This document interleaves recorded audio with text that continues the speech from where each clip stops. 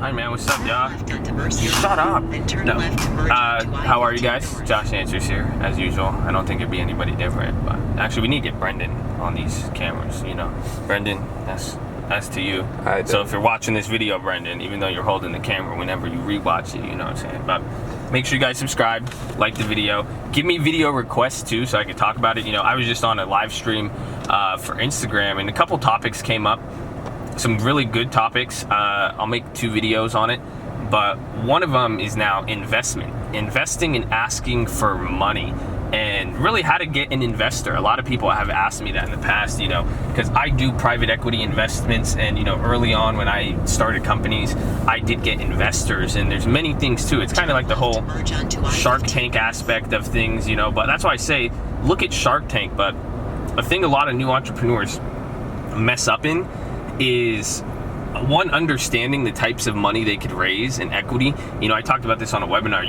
You don't always have to trade money for equity, but you could also do stuff like convertible debt, which is it pretty much, I'm not going to go too much into it, but it allows you to not cap your valuation, because when you give money for equity, you're capping your valuation. So you got to think, if you gave somebody 50% of your company for $50,000, your company's valuation is $100,000. So even if you grow, you have to have tremendous growth if you want to go find, you know, let's say you use that money, you want more investors, you need more investment capital.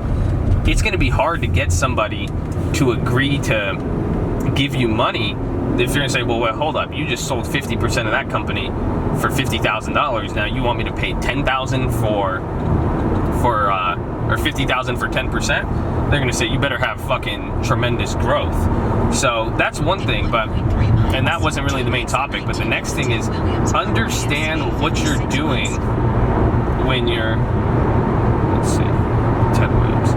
We're going to an open house right now. So, but the one thing to understand is when you're asking for money, what the concept is like you're literally asking somebody for money. That's a big deal. And the thing a lot of people do, you know, I see it with the younger entrepreneurs or people less experienced in it. They think that, like, you know, it's kind of the mentality, oh, these guys have money, you know, it's a great opportunity, they'll give this. No, as an investor, you know, I'm very concerned with the safety of my money.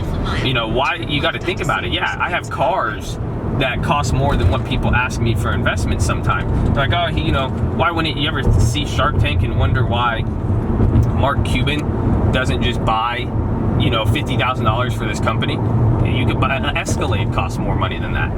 It's because at least I get an Escalade, I'm going to use it.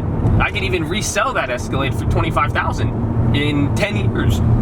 But if I give you money to invest and it's not a good company and you have no experience, or you can't even show you have experience or a plan to handle it, shit.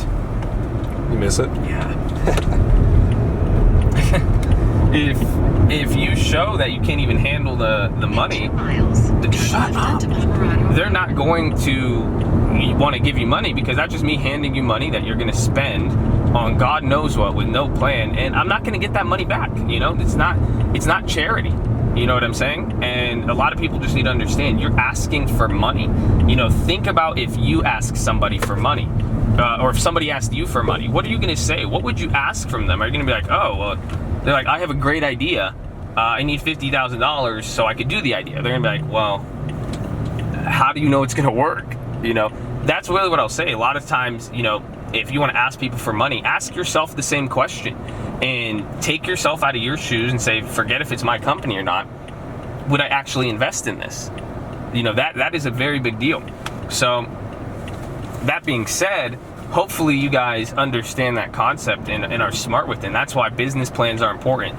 You know, and what's even better than a plan? Because that's the thing. A lot of investors think, okay, well, I have a business plan, now I'll get it. One, you better have a detailed business plan showing that you understand what you're selling, that you understand the market, but even better, and this is what a lot of business plans lack at, is that they don't put the risk factors. That's necessary even if you want to go public. That's necessary for the SEC. If you file a S1 trying to go public, one of the main things they look for is your risk disclosures.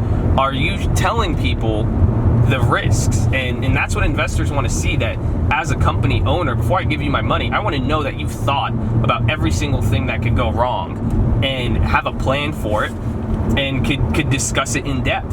That's where a lot of people fuck up. But put yourself in those shoes of the investor and say, hey, if this wasn't my idea, would I do it?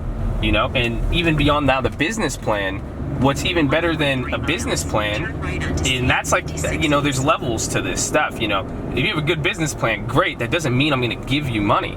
You know, the next thing you got to look at that investors like better than anything is performance.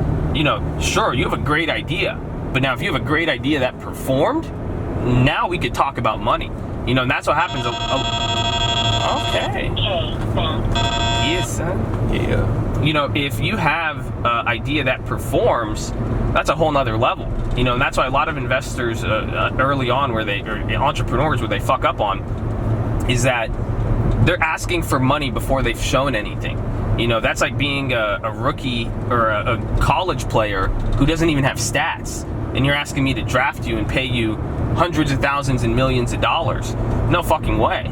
You know, I want to see what you've done, and that's the thing. If you want better chances to get funded, all you have to do is show performance. You know, what's better than a great app idea is an app that you came up with, got it launched, and you already have 1,000 active users, 100,000 active users, and those are big numbers. So, but if you could show that, now I could see the viability of what you're doing. You know, if you could show that, then now we're talking. You know what I'm saying?